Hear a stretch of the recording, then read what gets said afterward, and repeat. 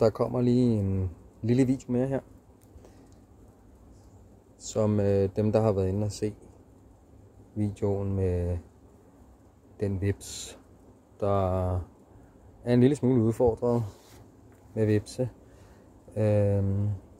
Der vil jeg lige følge op her. Jeg har lavet nogle vipsefælder.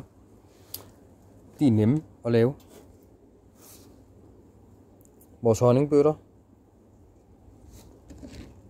Et par låg, eller på huller hedder det.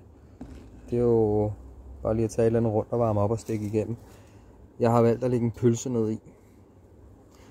Og jeg lavede sådan 5 her med 5 pølser i går. Jeg ved ikke om I kan se, at det er effektivt.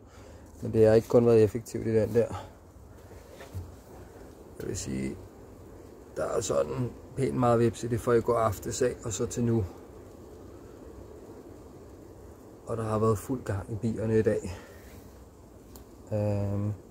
Men jeg har også virkelig mange problemer med vipse.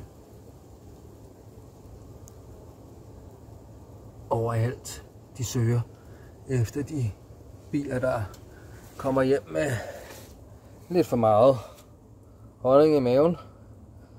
Så bliver de pænt slagtet. Og selvfølgelig alle de bier, der alligevel er ved at være døde, tager de jo selvfølgelig også. Det er jo fint nok.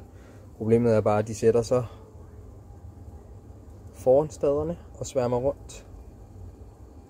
Og så venter de altså bare på, at de kan nakke de bier, der kommer forbi. Og de er altså nogle gange både 2 og 3 og 4 vipse om at nedlægge den samme bi. Og det er meget tydeligt at se, når de får bidt hul i dem. Jeg har desværre ikke fået taget en video af det, men at de mæsker sig i den honningjuice, bien har i sig. Så, men altså, de vipsefælder der, de er meget simple at lave, og de virker. Det er sulfovand. Sulfoen gør, at ja, de dør meget hurtigt. Det klæber til dem, og selvfølgelig kød. Fordi det går bierne ikke i. Så ja, men et lille træk herfra. God aften.